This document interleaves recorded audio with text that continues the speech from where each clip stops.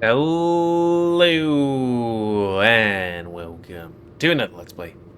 Me, GamerWolfSix of Echo. Before we start, if you're interested in playing this game, you can get it for free on itch.io. But if you want to support the people that made this game and are making other games, then they also have a Patreon. $3 a month, get you early access. So, on the last Let's Play, Clint, I think that was his name, was tweaking out and shooting at the building. And everybody ran. We ran to a closet and then got stuck in there, and there was a whole bunch of spiders, and the spiders crawled all over us and bit us, and we were crying and vomiting and all that stuff. And then we were back in time for some reason, being Cliff. And then also, we were Flynn for a hot minute, back in time where, Zinni was like, can you help me with the problem here? And he's like, yeah, okay, what's the problem? Oh, you shot your dad by accident. Well, let's, bury a body. Because, yeah. And then now we're someone else. I don't know. We're in a van. So, gonna reset our face.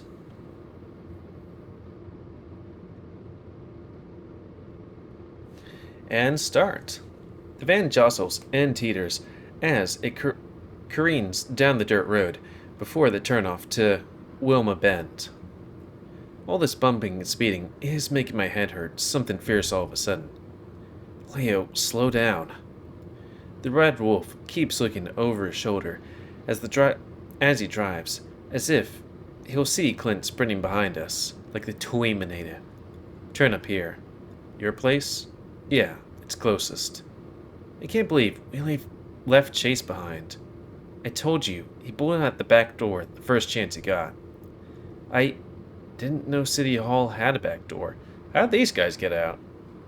Was Clint not at the front door? There's silence for a moment. I say nothing. Oh, did Flint purposely leave us to die? I've never seen him get like that before. Who? Clint or Chase? Shut up, Flynn. Fuck you. I feel a pinch on the back of my neck. Jenna having grasped me hard. Who are we talking? Who are we? Enough. I'm serious. I reel forward, managing to wiggle free. Okay. So, we're Flynn? Leo just snarls, like the feral tit dirt he is. Despite all the raging earlier, Leo actually looks a bit conflicted.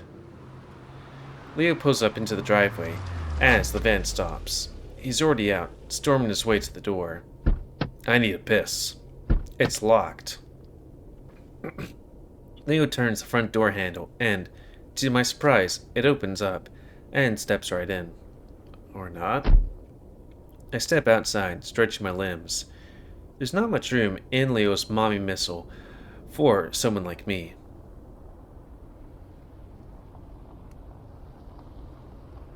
What? My mind's still buzzing, trying to comprehend everything that just happened. Chase, that motherfucker. Okay, sorry, I might forget it, but right now I'm just like, what the fuck is a mommy missile? Urban Dictionary. Like a dildo?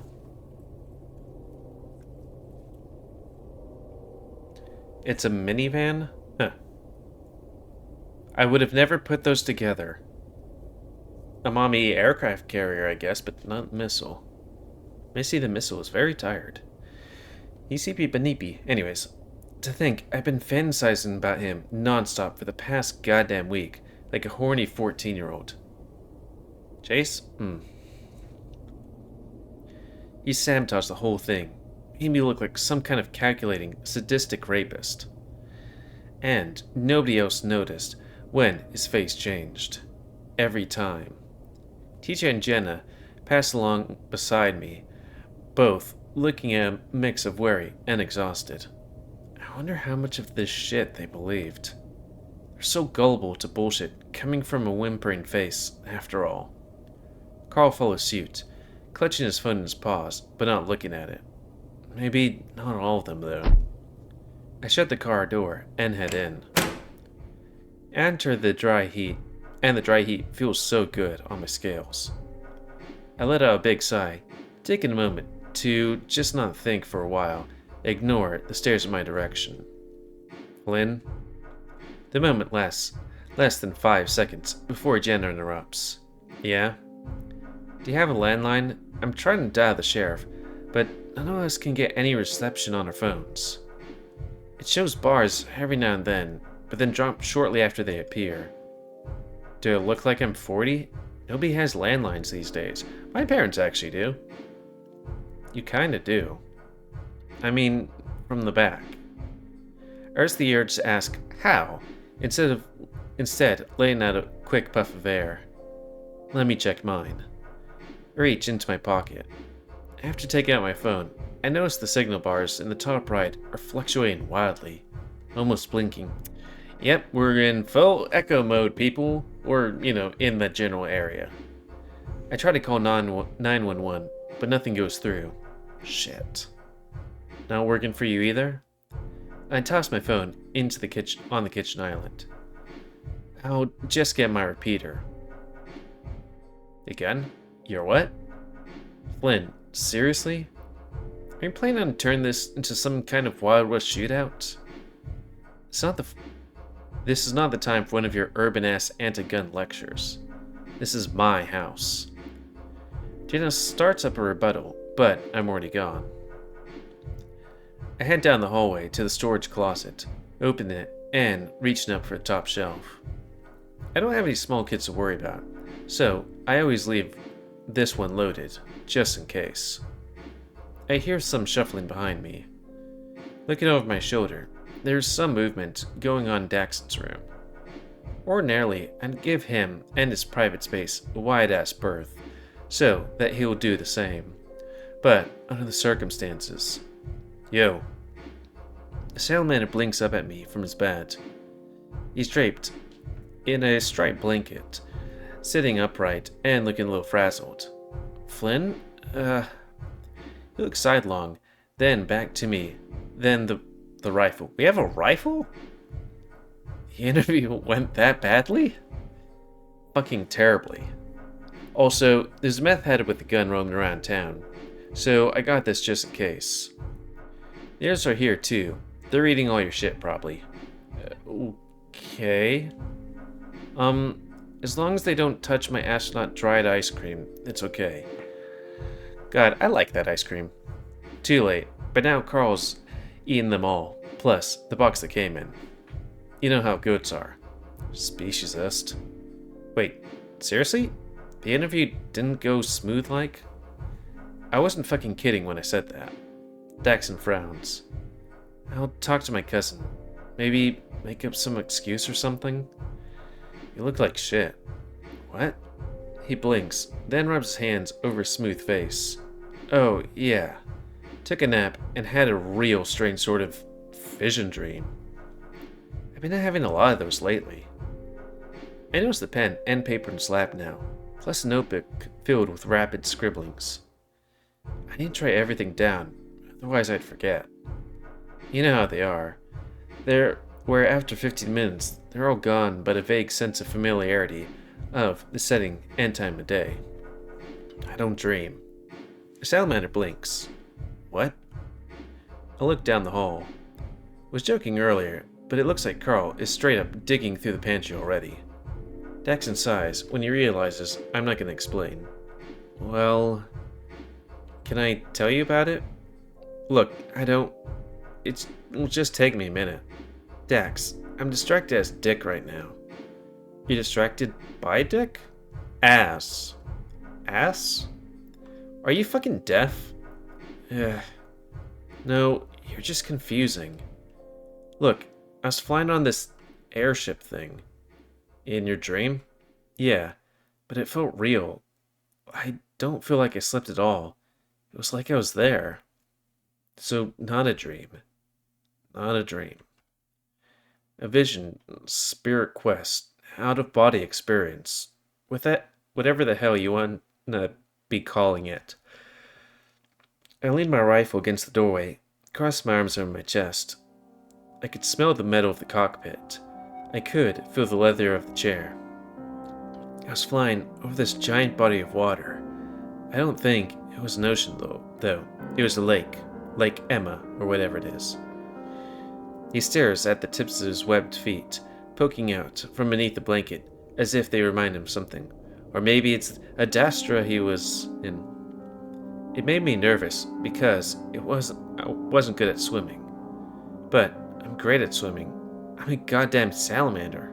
Yeah? Something went wrong with the pulse drive, and it started losing altitude. Eventually hit the water, and had to evacuate. Everything just sunk instantly. I didn't have time to grab any gear. It was just me, in the middle of the water, no land in sight, and little chance of rescue. The salamander begins wringing his own wrists, his tone of voice serious, despite the absurdity of all this shit. All I knew how to do was doggy paddle. I remember being really scared and missing home. I tried slipping off my clothing to make myself more buoyant, but it didn't work. I kept looking on the water for some reason. Like, to see how deep it was. I couldn't see the bottom. It was so dark. On top of the water was warm, but even like 5 feet down, it was freezing. I kept trying to pull my legs up because I didn't like them being down in the cold, dark space. It was like I was afraid something was down there, which is always my fear when it comes to water. Even though I hurt my eyes, I wouldn't stop, push my head under to look, to be sure it was safe. He peers up at me now, a strange sort of expression on his face I can't really name. Just as it was getting dark, I glanced down into the depths and saw orange and black. It was you. I crossed my arms just a little tighter, my frown deepening. You were so far down, I could just barely make out your general shape, and your eyes. They were hollow, empty, nothing. Even though I forgot most of the other details, that face stuck with me. I'm constantly rubbing my own eyes, still there, as far as I could see. I was terrified, but there was nowhere I could swim. I was afraid if I started kicking, I would get your thing's attention. Despite everything, after a few minutes, I looked again. At first, it was just empty. And then, this huge head just emerged from the depths. No eyes, and a gaping mouth where the muzzle would be. The whole water got cold, then I woke up. Daxton needs his blanket, looking a mix of deeply uncomfortable and relieved to get this off his chest. Still, I stare blankly at him. I don't have a fucking clue how to react to this. Sounds like something for a head shrink to unpack, 'cause fuck knows I ain't not gonna try. Daxton leans his head back against the wall. Thanks anyway. Yep. I look down the hall again and see Carl chewing what looks like a dehydrated Neapolitan bar. Carl's eating your shitty ice cream that you like for real, by the way. What? Oh, god damn it. Carl! The ram stops, a mouthful of the crumbly stuff. Pwah! Daxton peels off his blanket, marching up to the kitchen in a huff. I sigh, shaking my head some, as I pick up the rifle and plow myself on by the window of the dining room. TJ looks most surprised at the whip in my grasp, the lynx actually stepping back. Jen puts her phone down, and Carl stops his apologizing to Daxton. At that moment, Leo steps out of the bathroom. He doesn't move. He just looks at the rifle, then to me. What the hell? These idiots act like they've never seen a gun before. For fuck's sake. I bring the rifle to my chest. Y'all don't gotta worry. I just have this to shoot y'all for treating me like shit all these years. I smirk, snickering some. No one else laughs. Even as I peer to Carl, he just looks at his hooves. It was a fucking joke. I'm joking. You guys are so stupid. Way to go, Flynn. I turn shifting focus to the outside. It's nearly nightfall now. Everything looks normal. There's some smoke way off in the distance. That's too far to really be much of concern. I can't get a hold of Chase. Oh shit. The signal in the area is erratic. We couldn't get a call out to 911. Is that why Guyla Gunslinger over there by the window? I sneer. Yes, he insisted on us being protected. That's smart. I left my piece at home. Oh god, not you two. Let's just make some dinner instead. We're not gonna talk about what happened? I'm sorry. Right now, I just want to eat. Yeah, we're just gonna leave Chase being covered in spiders and having trippy things happening to him while we're gonna get ourselves fat.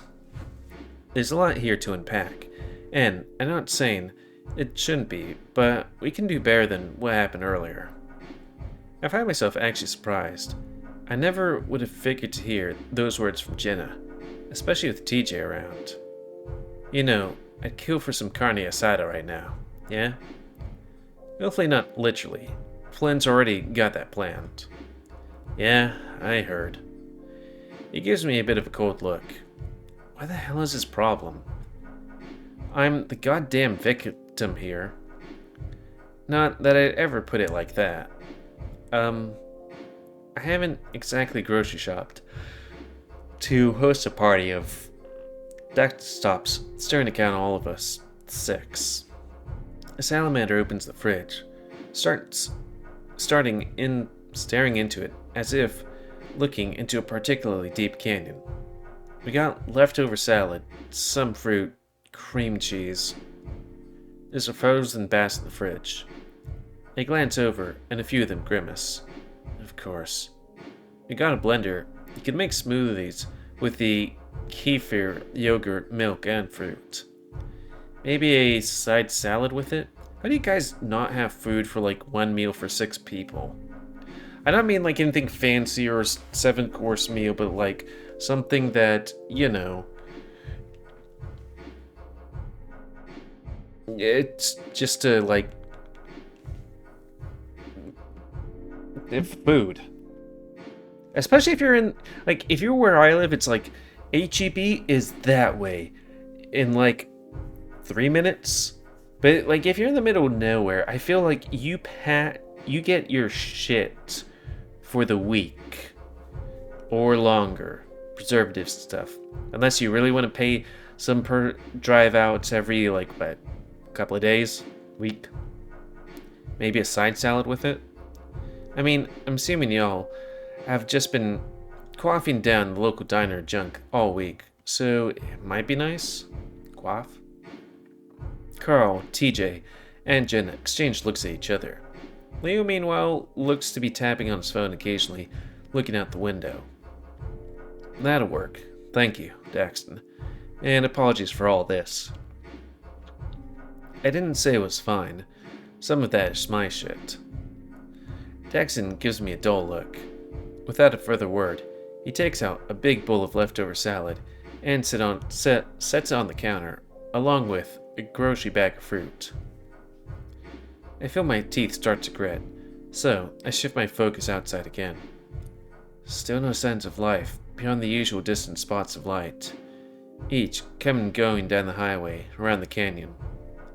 The smoke I noticed earlier rising up near the res looks like it's billowed higher, though. Despite everything, it's actually sort of nice out. The temperature's okay, with some light cloud cover I can read. That only partially veils the purple and orange hues of the dusky sky. It's the sort of night I'd usually like to spend outside on the porch, drinking tea and whittling on some balsa? I don't know. Daxton's usually quiet, cooped up in his room with his fantasy shit. I don't know how I feel about the music he usually has playing, but it's not bad. To think, 30 miles away, Peyton's bustling with 100,000 people all enjoying their Saturday night. and I'm going into a place that's twice that. Hell, back in the day, it used to be a tiny ranching community that serviced Echo, kept everyone fed and such. 30 miles in the other direction, you got the res. Population keeps dwindling from that place too, no matter how much money the feds give them to live there. All the young folk just pack up and get out while they can.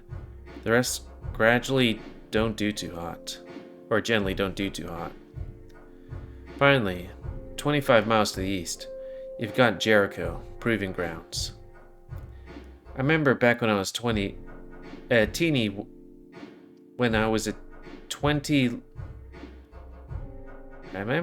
when I was a tweeny little jarhead. Tweeny? Huh. Fussing to my uncle to take me there. They only did tours twice a year, and there's a huge wait list. I had expected there to be a giant hole in the ground the size of Echo Canyon, but there's pretty much nothing. Dust and sediment had filled it all over in the span of 75 years. Dry grass and shrubs even sprouted on top. All that was left was a torn-up hunk of 3-ton cylinder that burned so hot the metal liquefied and pooled beneath it.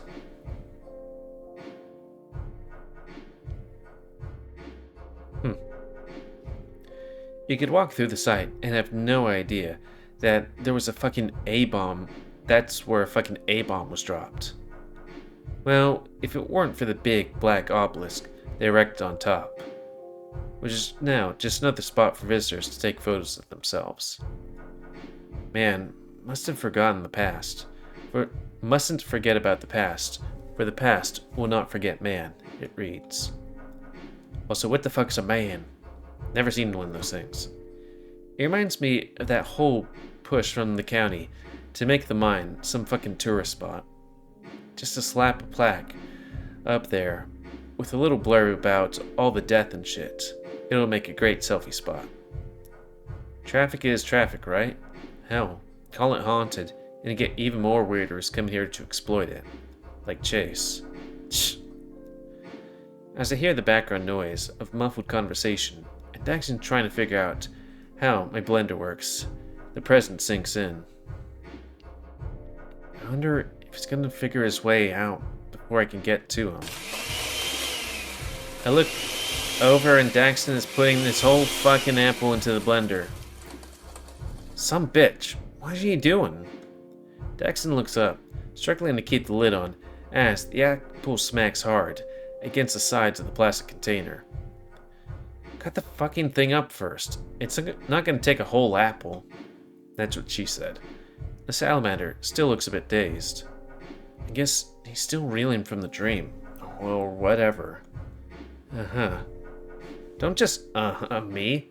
Do it, you fucking slippery bitch. Before you break my shit. Flynn. Jen is glaring at me from the living room. It's my shit. It's my house. Jeez, man. I'm stopping. He pulls at the lacerated apple, sitting on a paper towel while grumbling. Gosh damn asparagus and french fries, I swear. I clench my rifle harder and hear aloud A word again. Turning, I make my way down the hall. There's a window in my bedroom. I'll watch there. No one else says anything. At least while I'm still in earshot. I kick aside my hamper and pull open the curtains to peer outside. The view's not good here, but I don't think I could stand being in there too much longer. I tense, feeling the brush of fur on my arm. Carl's standing next to me, some freeze-dried cream in his grasp. Jesus, why did he get so quiet? He doesn't say anything, which puts me in the awkward position of being the one to speak. Fat ass. I mumble. Carl holds up the ice cream, which has a weird wafer-like consistency. I told Daxton I'd give him a bunch of hen cartons I got back at my house. Your folks won't mind? They don't notice. I could just say I hate them myself. Yeah, they wouldn't doubt that. There's a light smile on his muzzle now. Right. I blink. You're okay? Not really. All this stuff got my mind off the interview, though. Just kinda want to go home and play video games without getting shot. There's a silent pause. Chase. What he said wasn't true. Oh, I know. I let out a sharp exhale, closed my eyes for a second. I let the tip of my repeater rest against the floor. Thank you, though. For what? Defend me back at the office. The Ram shakes his head dismissively. I don't think you'll see most of them besides Leo again after tomorrow, though. Like you said, none of this matters. The truth does. I guess your spring break hookup with Chase isn't going to be a long-term thing then, right? I wasn't really expecting that to be brought up. Who told him? Or was it that fucking obvious? He pulls out his phone, seeming to check to see whether my Wi-Fi is working it. I mean, did he say that he fucked Flynn at the office thing, or was it just that Leo and Flynn fucked? I think there was that he fucked him. I grunt, clearing my throat. I just want to know what happened. Dude, if it was Chase, I'd just get in my car and drive back to Pueblo at some point. I don't think he's gonna do that. Why? I locked his ass in the reading room. Dude! Carl's eyes widen. The Ram, reacting much quicker than normal, without his usual pot haze. So that's where you went. I think that's a crime, man. So is murder. Dude. This is Chase we're talking about. Or you talking about? Yeah. I look offward, peering at the sorry state of the room is in at the moment. I usually keep shit tidy, but now there's dirty laundry all over the place, and everything kind of smells musky. Nowhere near as bad as Carl's, but still. I'm just gonna talk to him. No torture or anything, right? Fucking hell, Carl. Do you really think I'd do that? I'm not Leo. You punched Chase.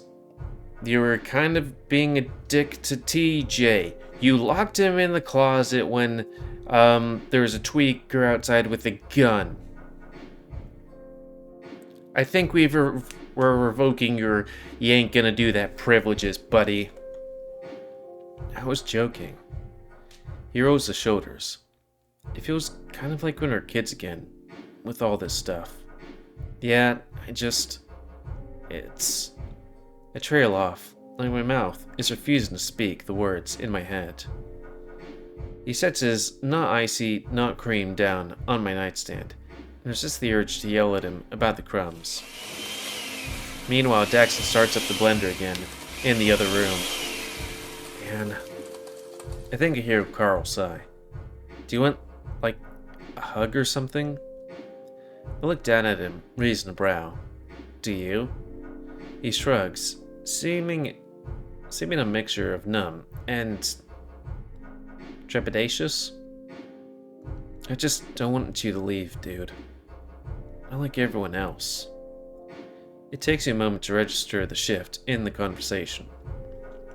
After everything that's happened, that's what's bothering him the most? The fact that I said I might leave town? Man, we talked about this shit earlier. I know, dude. Carl rubs his jaw and face with the base of his paws, pacing upon the carpet floor. I'd suck ass. No, it'd suck ass. That's all. But I'd also suck ass. Not in a good way either. I fidget with my rifle, acting like I'm doing something with it, while I think of what to say. You'd be alright. I don't know. You seem to be friendling up with Dax. He even plays video games, and does all that other nerd shit that you like that I don't. You game sometimes. Yeah, only because you do. I guess that's the point, isn't it? He scratches his beanie, a bit of his head fur peeking out from the horn holes. I say nothing, just watching him go back and forth. I wish he wasn't so nervous. I wish he'd just say it. He's cool. And you're not anxious around him? I still kind of am. Shh, you're talking about porn and shit with him within an hour of your first proper conversation. That's how you can tell you've made a good friend. I put on a smirk. It's kind of like that whole furry meme where it's like, making friends with furries is like becoming friends with someone, a normal person in reverse. First, you find out their fetishes and like kinks. Second, you find out what they do for a living and their hobbies. And third, if you've really made a bonded relationship, you find out their name. Which is kind of where they go to like fur meets and I'm like, oh hey, I'm GamerWolfSix. And I'm not like, I'm blank. If that were the case, you'd be the most popular guy in the country. Oh, fuck off, bleeder. I snark regardless. With a shift of my hips, I nudge him with my tail. Stop your trembling. You're wearing out the carpet, or treaded. Sorry. He stops, looking down at his hooves for a moment, then back at me. If I stayed put, I'd probably start sticking to it. Fuck you. I smile, though I try to stifle it. I always thought us lizard folk look fucking creepy when we smile. We don't really have the same cute appeal like most furry fuckers. Ooh, like Carl. This is gonna sound really gay, but promise you won't leave, dude? The seriousness of the request makes me pause. I look into his eyes, and I feel like a selfish asshole. Carl's not fucking ready for this world. He's just gonna rot here. But I never really felt right, feeling this whole big brother role again after what happened. Carl shifts his weight from hoof to hoof, noting my lack of response. I know I'm like a total burden, but you're not a fucking burden. Huh? You keep me from losing my mind in this shithole. You know that? You're the reason I haven't left already. Carl stops shifting, seeming to be trying to wrap his head around that admission. He opens his muzzle to speak, but I cut him off. And don't fucking go off again about how you're almost 21 and should be better on your own. Turning to adult doesn't magically fix all the shit that's fucked up as a kid. Dude, you're not... He thins his lips, the ram looking rather awkward. I'll stay. For now. For real? That's what I just fucking said, you absolute dumbass. Next I know, Carl's fist is against my soft spot. I flinch back, irking instinctively, but there's no pain, only that same, usually tingly feeling. He's not punching me, he's poking me. The corner of Carl's lip curls upward in a sort of half smile. He nudges me again, this time in the shoulder. I raise an inquisitive brow, thumping him back. He steps forward, wrapping his arms around my torso. I'm left standing, a little baffled at what just happened, with Carl's thick arms around my midsection. His fur is coarse, not quite to the point that it's prickling me, but it has its weight to it. I look down the top of his beanie noggin, and it really is just like when he was a kid again. Really damn milksop, whatever the fuck that means. There's no back pats with his hug. He lingers. I open my mouth to say something stupid, but I just bite my tongue. I don't draw back either. Close my eyes, empty my mind, and just stop thinking for a moment. I lean forward, rest my chin between his horns. I get this weird sort of twisty feeling in my chest. Carl shifts again, as if trying to look up. And of course, the edge of his hoof steeps right on one of my toes. Steps. I suppress a grimace, just as the ram lifts his head up, enough to meet me eye to eye. Sorry. It's fine. I'm tough. Hey. Jez's voice startles us both, and we pull apart. I pivot on heel to see the fox staring at us with a look I can't quite place. Surprised, bemused, even a bit wry. Food's ready. She looks at both of us. Carl acts like he's checking his phone. High school me would be squealing right now. I swear, there's something in the tap water, making everyone gay. I have a mouth to protest when I just let a quiet eh. I have to will my tail not to curl in itself. Then again, I'm pretty sure you don't drink plain water. She seems to be looking up at Carl. I can practically see Carl blush through the fur on his cheeks. Flynn, when you got a minute. What? I clear my throat, putting a more neutral expression. What do you want? I need to talk to you. Not about this. Her eyes flick back and forth between us. She's drinking the sight, like Carl downs energy drinks. What the hell does she want to talk to me alone about? I glance down at Carl, then back.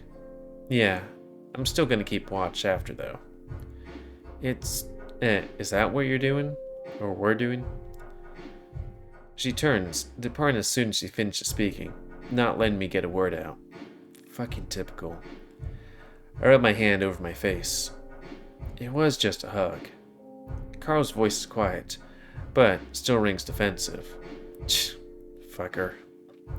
I'm glad you're staying though, dude. I grunt, reaching over and squeezing the pudge on the ram's side. He grunts instinctively, trying to push my hand away. I gave his pectoral one last pinch before giving him a nudge out the door of my room. I guess I'm supposed to feel embarrassed right now, but I don't really. I'm just glad to have this loser around. Dex will be good for Carl if I do go, but I don't want to think about that right now. As I turn to leave, I look back at my bed and can't help but see him laying there. That vacant look in his eyes. My can't, still splattered on his neck. Fucker was playing with me the whole time, and for what? To get off? That's all it was. It's spring break, and he for some reason watched enough scaly porn to want me. I don't know why that was hard to read. Consequence free, right? The sound of clinking silverware in the kitchen pulls me back to the present. I straighten out my pants, waiting for my to fully retract before heading back in the kitchen with my rifle. And I think with that, we're gonna call it because, it's kind of a scene in and of itself-ish. Now, who knows? That's the problem with doing these things, because it's like, some of these things could, not be a lot of time, and sometimes they could be quite a bit of time, The scene. Also, does his feet only have 3 claw thingies, like right here? 1, 2, 3? I don't know. But that's gonna be the end of this Let's Play. So, I'd like to thank you all for watching. Please comment, because I like comments. Tell me what you like, dislike, tips, tricks, otherwise. If you like my YouTube and would like to see it grow, then please like, subscribe, and check out other videos to help control the... my YouTube, sorry.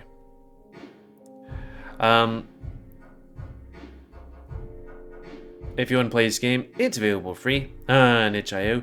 But if you want to support the people that made this game and or, stuff, why the hell? It's not like I'm doing too much at the moment.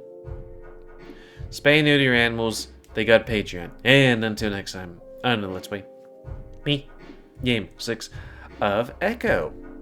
Flynn, I'm surprised. I mean, I know it's just Carl that knows that, but it's like, seriously, it's like, it was like, yeah, I had a long chase in the closet, and then we all fled, and I didn't mention anything about it. It's like, dude. Bruh. Not cool. Anyways, until next time, me, GamerWolfSix of Echo. So thanks and see you.